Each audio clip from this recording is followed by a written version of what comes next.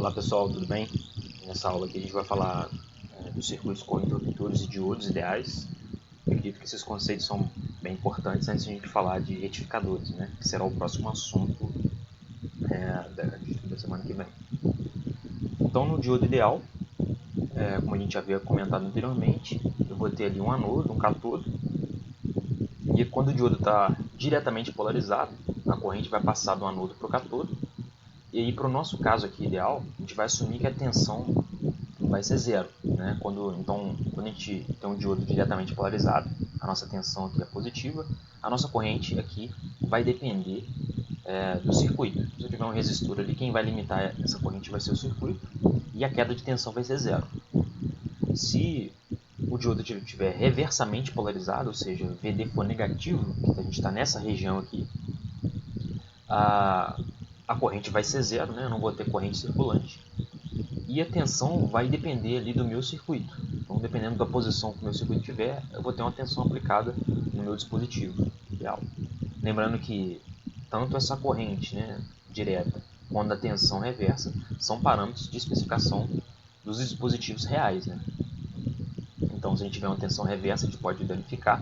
Se tiver uma corrente muito grande, a gente pode danificar também o nosso dispositivo. Mas, a princípio, a gente vai trabalhar com os dispositivos ideais. No caso do interruptor ideal, a gente vai modelar ele como uma chave que a gente consegue controlar quando ele está aberto ou quando está fechado. Então, nesse caso aqui, quando a chave está aberta, né? Desculpa, quando a chave está fechada, a corrente circulante vai depender do nosso circuito e a queda de tensão vai ser zero. Então, se eu tiver um resistor em série, né, um dispositivo fechado, quem vai limitar essa corrente vai ser meus elementos do circuito. E a queda de tensão vai ser zero. Quando eu tiver a minha chave aberta, né, a minha corrente vai ser zero. Então não vou ter corrente circulante e a minha tensão em cima do dispositivo vai depender do circuito.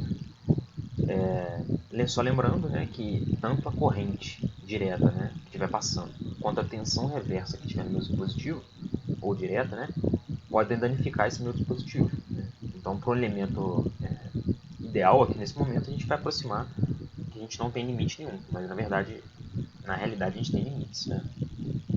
Então, esse aqui são comentários que a gente pode tecer, né? Eu vou repassar aqui mais uma vez. Quando o diodo está conduzindo, a gente pode aproximar isso como resistência nula. A tensão, então, nesse diodo ele vai estar diretamente polarizado, então ela vai ser positiva, né? E a minha corrente vai ser determinada pelo circuito. Quando o diodo não conduz, né, ele vai estar reversamente polarizado, a minha corrente vai ser zero, e é como se eu tivesse uma resistência infinita ali no meu dispositivo. No caso do interruptor, eu posso controlar quando ele abre e fecha. Então, quando ele está fechado, né, a minha corrente vai depender do meu circuito, a corrente que ele vai passando, e a queda de tensão em cima do meu dispositivo vai ser nula, já que a minha resistência pode ser aproximada como nula também. Quando o interruptor está aberto, a nossa corrente vai ser zero, e a queda de tensão em cima do nosso dispositivo vai depender do circuito. Né? Basicamente é isso. Então, dado essas considerações, vamos pensar aqui no circuito RL. A gente tem um circuito RL em série, né? Tem uma fonte de alimentação contínua e um interruptor ligado em série com esses dois dispositivos. Né? Se a gente for escrever a equação de malha para esse circuito, a gente vai ver que a tensão na fonte, a tensão que a gente está aplicando, vai ser igual a tensão em cima do interruptor, né, que é esse VS, V-switch, mais a tensão em cima do indutor, que é esse VL, mais a tensão em cima do resistor, que é esse VR. Né?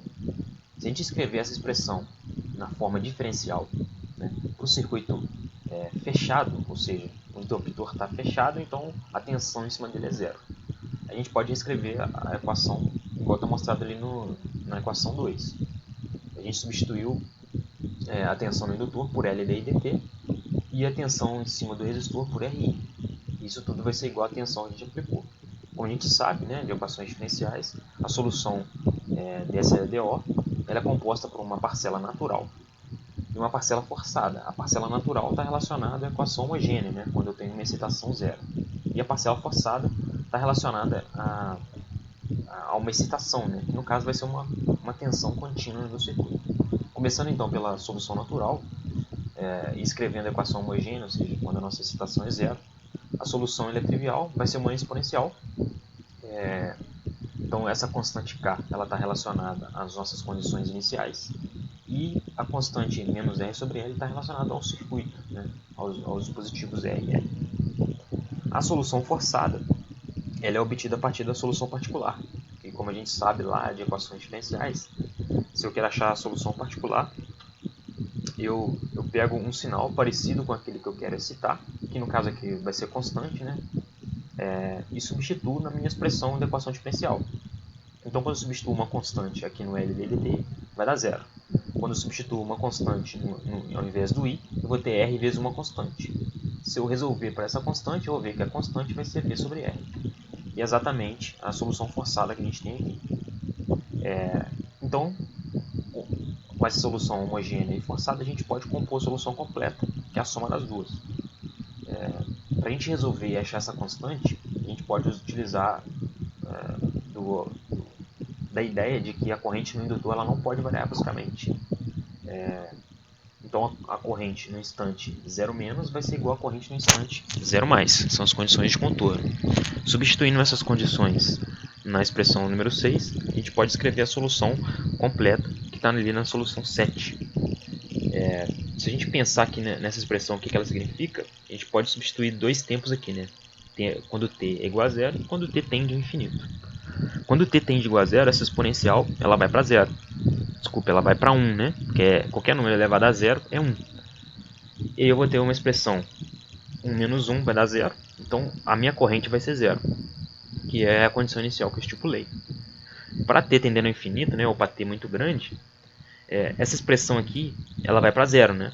Eu vou ter um e elevado a um número muito grande, só que negativo. Então isso aqui vai para zero. E aí minha corrente no indutor vai ser v sobre r, que é o que a gente espera aqui no indutor, né?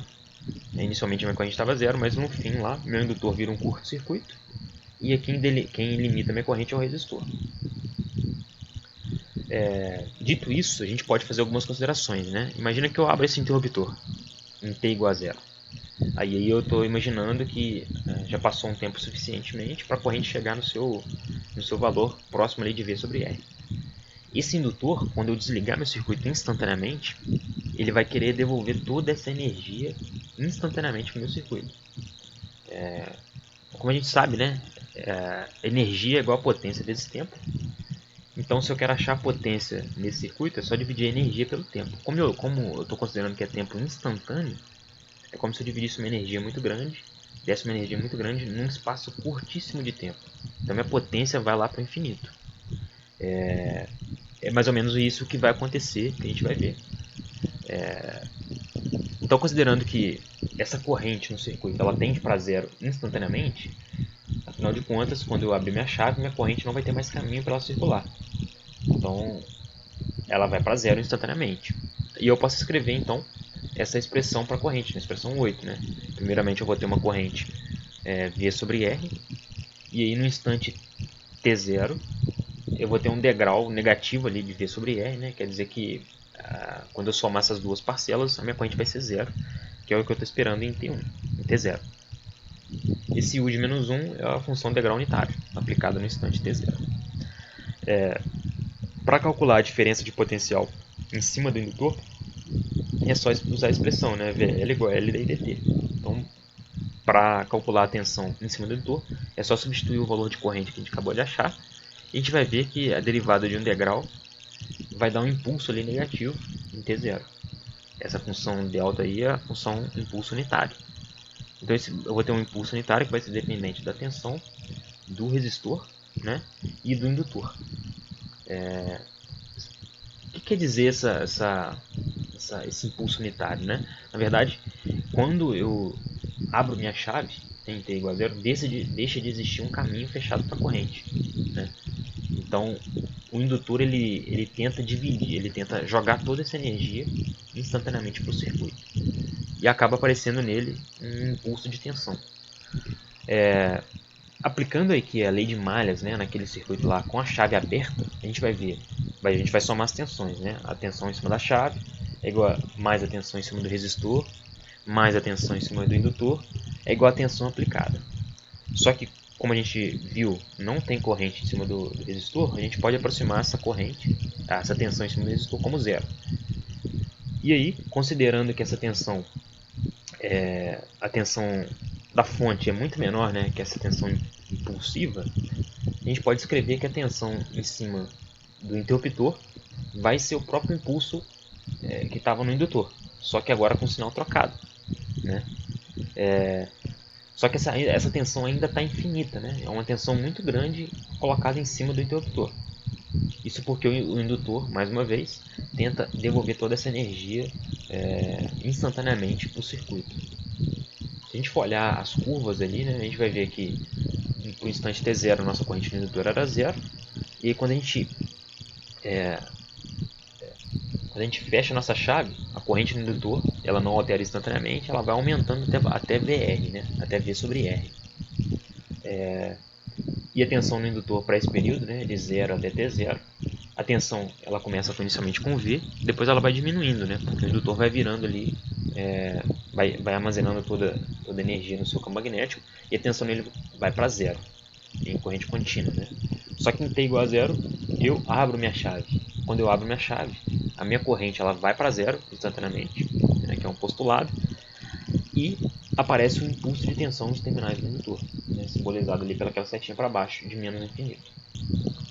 Aqui a gente deve imaginar que se esse interruptor, por exemplo, for um transistor ou qualquer outro dispositivo semicondutor, ele pode ser destruído por conta desse impulso de tensão, dependendo ali dos meus valores do meu circuito. Uma solução prática para evitar que esse problema aconteça, né, é colocar um capacitor em paralelo com a chave. E esse capacitor ele não deixa a tensão aumentar instantaneamente em cima da chave, protegendo ela aí de surtos de tensão, né? O nome desse circuito é circuito amortecedor, né? Que vem do inglês turn-off snubber.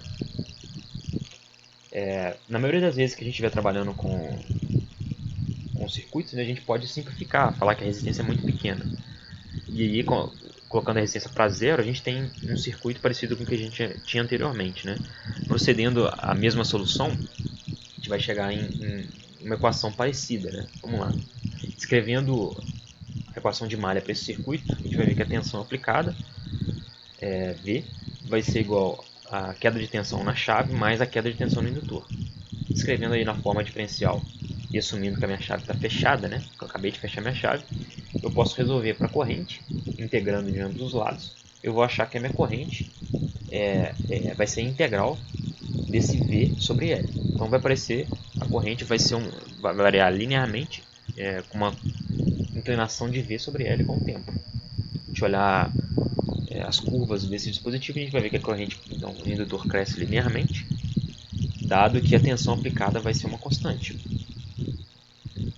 Da mesma forma, né, que a gente viu anteriormente, quando eu desligo minha chave instantaneamente, a minha corrente no indutor ela vai para zero e aparece ali nos terminais do meu indutor um impulso de tensão negativo, né, lá em T igual a 1, em T1, né, que eu desligo, que eu abro a minha chave. Mais uma vez, né, esse impulso de tensão que aparece no indutor vai aparecer na minha chave e pode queimar, gerando ali um prejuízo, né? Uma das formas de resolver esse problema é utilizar o diodo freewheeling. Na verdade, esse diodo ele é posicionado em paralelo ali com o indutor e quando minha chave estiver fechada, né, meu circuito estiver fechado, a corrente vai passar pelo indutor e meu diodo vai estar reversamente polarizado, ou seja, a corrente ali vai ser zero. Quando a minha chave abre, a corrente que estava no indutor, né, a energia armazenada na forma de corrente no indutor, acaba forçando a condução do diodo, e esse diodo passa a conduzir, oferecendo um caminho alternativo para o indutor. Então, ao invés de ter um surto de tensão e poder queimar minha chave, toda essa energia vai acabar circulando ali no meu diodo. Mais uma vez, né, repassando, para o intervalo de 0 até T1, né, quando eu fecho minha chave, a operação é idêntica. Eu vou ter minha corrente aumentando linearmente no meu diodo.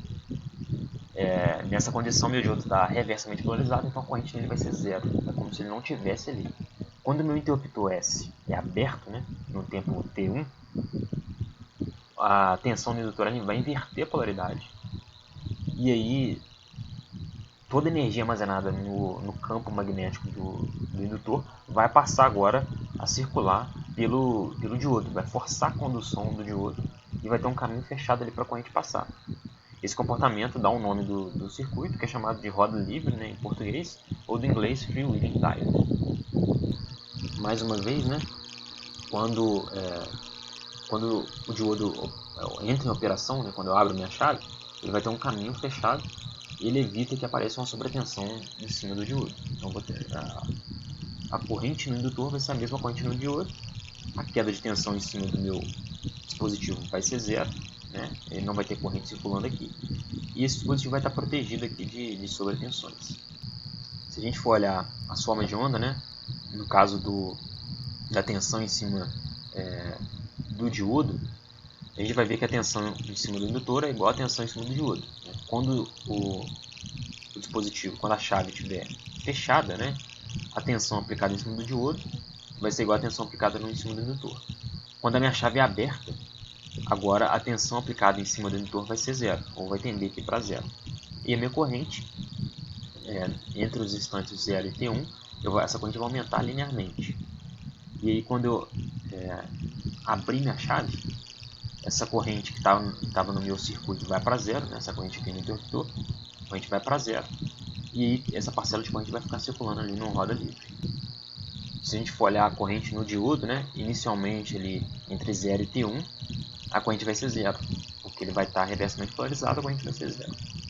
Quando eu desligo minha chave, né? Abro minha chave, a corrente que vai passar no diodo vai depender ali do instante que eu abrir minha chave, né? Vai ser VL sobre T1, mas ela vai continuar constante ali se eu não tiver nenhum dispositivo que dissipe essa energia. Essa corrente vai continuar indefinidamente.